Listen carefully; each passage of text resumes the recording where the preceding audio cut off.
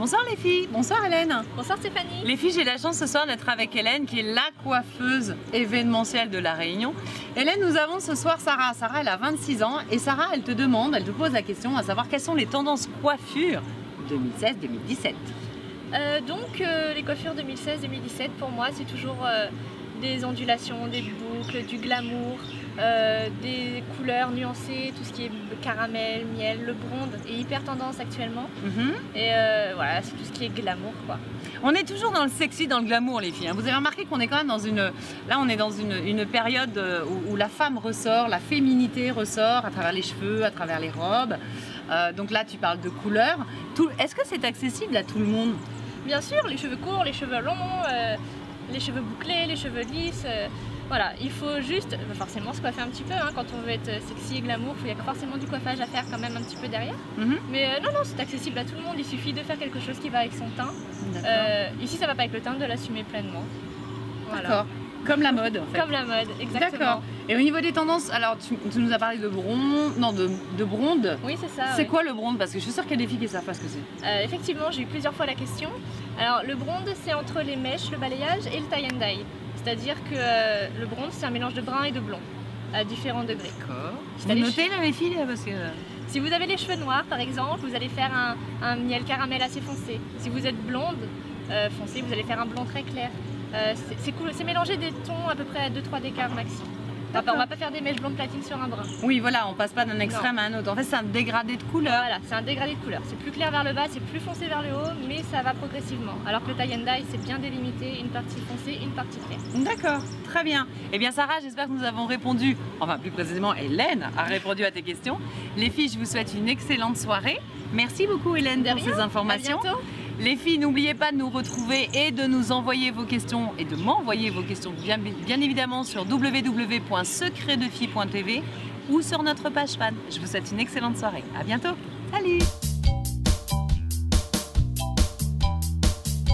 Bonsoir les filles, bonsoir Christelle. Bonsoir. Les filles, j'ai la chance ce soir d'être avec Christelle que je ne vous présente plus, qui est notre psy secret de fille.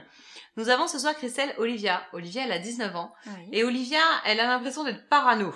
Ah, c'est embêtant ça. Ah, c'est un grand moment de solitude, je pense. Oui, Alors déjà, c'est clair. pour les téléspectatrices, nous allons déjà expliquer qu'est-ce que la paranoïa. Alors, Quand on dit t'es une grosse mytho, tu sais, dans le langage de tous les jours, oui. est-ce que c'est un rapport? Parano, mytho... Alors, la paranoïa, c'est quand même une maladie psychiatrique. Donc, on est sur quelque chose de l'ordre du médical, donc un trouble grave. Quand on dit parano, c'est qu'on se fait des films. Donc on s'imagine plein de choses et qu'on a l'impression soit qu'il y a des événements qui se croisent et qui devraient pas, donc que c'est bizarre, donc qu'il y a des choses contre nous, que ça soit mystique ou pas, ou que les gens nous en veulent, ou qui parlent sur nous, ou qui nous regardent, voilà. Donc là, je pense qu'on est plus sur ce registre-là. Sinon, j'invite Olivia, c'est à quand même aller voir son médecin pour en discuter, parce que après, si c'est simplement la sensation que les gens parlent sur elle, etc., moi, ce que je lui propose dans un premier temps, c'est d'essayer d'être le plus possible terre à terre. C'est-à-dire ne pas hésiter à noter des choses, à se faire une liste.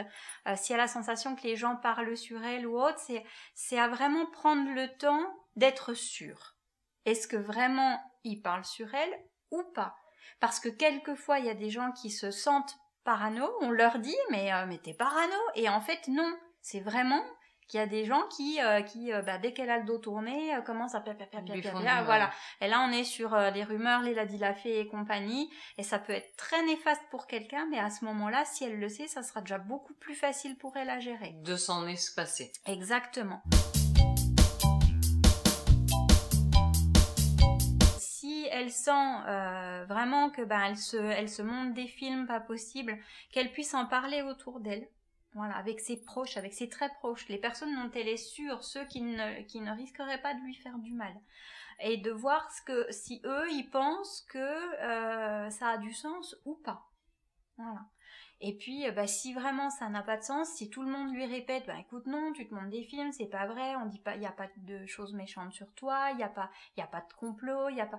À ce moment-là, peut-être aller voir un médecin parce que peut-être tout simplement qu'elle est très fatiguée et que du coup, c'est une manière comme une autre d'extérioriser. Voilà, d'extérioriser. Et puis, ça peut être aussi un signe de burn-out. Et voilà, Après, on n'a pas beaucoup d'indications de la part d'Olivia sur les raisons pour lesquelles elle se sent parano. Mais c'est vrai que ça peut être inquiétant si c'est trop prononcé. Quelle est la différence entre la paranoïa et la mythomanie? Alors la mythomanie, la personne va s'inventer des histoires elle-même. Elle ne va pas avoir l'impression que les autres parlent sur elle ou font des choses dans son dos. Elle se crée une vie en fait. Elle se crée une vie, voilà. Les gens autour d'elle deviennent des personnages qui vont aider à développer son histoire, mais c'est souvent, pour les cas les plus extrêmes, c'est complètement à côté de la réalité. Nous, on s'en rend pas compte parce qu'on vit ça effectivement de l'extérieur. Oui. Mais quand on est une personne mythomanie et qu'on vit dans cet univers, la personne elle se sent pas mal. Elle s'en rend pas compte. Ah voilà, c'est ça. Sauf si, avec insistance, ses proches vont lui faire remarquer les incohérences de son discours. Et là, à ce moment-là, ça peut amener à des choses quand même un peu plus importantes. Ça peut amener quelqu'un à déprimer complètement, de se rendre compte. Mais oui, parce que tout son univers s'écroule en fait. C'est ça, exactement. Oui. Sa vie s'écroule, Oui. Oui, parce que tout est construit sur un joli mensonge en fait. Ouais, c'est ça, ouais. Bon, les filles, même si des jolis mensonges, c'est pas beau de mentir. Et puis s'inventer une vie, c'est pas terrible. Par contre, effectivement, la paranoïa, ça se soigne. Ça peut arriver à n'importe qui dans sa vie. Bien sûr, oui. Voilà, un moment de détresse. Donc soyez vigilante peut-être avec votre entourage. Vous avez peut-être des copines qui sont pas bien, qui ont besoin d'aide. Donc comme le souligne Christelle, des psychologues, des professionnels sont à votre écoute. Et surtout, si vous avez d'autres questions, vous n'hésitez pas. Bonsoir les filles. Bonsoir Charlet. Bonsoir Stéphanie. Les filles, j'ai la chance ce soir d'être avec la créatrice et fondatrice de Dark Revelation. Et nous avons ce soir Sophie. Sophie, elle a 42 ans. Et Sophie, elle a une petite fille qui a 12 ans. Oui. Et qui la tanne pour faire du mannequinat. Donc nous savons que tu as commencé ton parcours de créatrice dans la mode par un concours de mannequinat.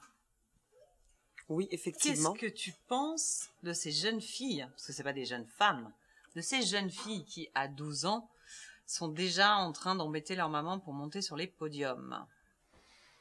Bon, moi, personnellement, je suis maman aujourd'hui, donc pour moi, c'est catégoriquement non à 12 ans déjà. D'accord. Mais je suis mal placée pour le dire, parce que j'ai commencé à 9 ans. Ah oui, d'accord. Donc faites ce que je dis, mais ne faites pas ce que je fais. Exactement. Donc moi, je pense qu'à 12 ans, c'est très très jeune. Par contre, moi, j'ai commencé à l'âge de 9 ans. Je suis vraiment mal placée. Pourquoi? Parce que moi, j'étais encadrée par un manager. Et puis j'avais mes parents aussi qui étaient très présents pour moi. D'accord. Parce que j'ai décroché mon premier contrat chez Colgate. J'étais à l'école, j'étais en primaire, j'avais 9 ans, j'étais une petite fille. C'était le hasard ça m'est arrivé comme ça. Donc, dans un premier temps, c'était pas évident parce que on est sur les 4x3, dans les magazines, c'est pas évident. Donc, c'est pas évident d'assumer son image de petite fille. C'est pas évident. Au début, ça fait toujours plaisir, mais à l'école, quand on est petite, donc il y a toujours un petit copain qui dit oui, ah oui, mais c'est parce que t'as des jolies dents. Bon, faire une pub Colgate, c'est pas évident. Donc, au début, j'étais très contente, mais à un moment, ça peut monter par la tête aussi. Voilà, c'est pour ça, il faut rester les pieds sur terre et avoir des parents qui nous écoutent, qui nous encadrent. Il faut driver. Voilà, il faut vraiment driver depuis le départ, ça c'est sûr. Personnellement, à La Réunion, c'est quelque chose que j'ai toujours dit, que le mannequinat n'existe pas. Voilà. Donc, il y a des agences de mannequinat. Moi, j'étais dans une agence aussi ici, Quairi, c'est une très bonne agence d'ailleurs. J'ai vraiment apprécié cette collaboration. J'ai toujours travaillé chez eux. Mais à La Réunion, je pense que le mannequinat, en fait, c'est assez flou pour moi. À La Réunion? Oui. Pourquoi il n'y a pas de professionnalisme? En fait, c'est même pas une question de professionnalisme, c'est qu'il n'y a pas de concours, c'est pas ouvert, en fait, à rien. À part qu'Elite Model, d'où je suis partenaire depuis 2 ans. Donc, j'ai beaucoup voyagé, je vois ce qui se passe ailleurs. Ici, tout est à refaire. Voilà. Tu as été toi-même mannequin élite? Non. Non. Jamais passé de concours de ma vie. D'accord, je pense. Jamais. D'accord. Parce que mes parents, en fait, m'ont jamais laissé passer de concours. Quand j'ai commencé dans un groupe qui est le groupe Colgate. Donc, c'est le groupe Palmolive. Il y a beaucoup de marques, en fait. Bien Donc, sûr. j'ai pas eu cette possibilité D'accord. d'aller passer un concours. Et j'ai horreur de ça, d'ailleurs. J'ai horreur De te ça. montrer en public. Oui, j'aime pas. De prouver ta beauté. De prouver parce que je n'ai rien à prouver, en fait. Voilà, c'est ça. Parce que j'ai eu un père qui m'a toujours dit, t'as rien à prouver. T'es une belle petite fille. Mais Moi, ça, j'ai c'est les toujours mots dit- les plus importants d'un papa. Oui, mais quand on dit ça, on dit, oui, tu dis ça parce que je suis ta fille. Tout Ce n'est simplement. pas objectif, Voilà. papa, c'est ça. Voilà. Donc, comme Très je bien. regarde les choses, tout simplement. Très bien. Donc 12 ans, certes, mais sous certaines conditions et un bon encadrement. Oui. Très bien. Merci beaucoup, Charlie, de tes conseils. Merci. Les filles, n'hésitez pas à nous envoyer vos questions sur www.secretdefille.tv et bien évidemment notre page FAD. Je vous souhaite une excellente soirée et on se retrouve demain soir. Merci.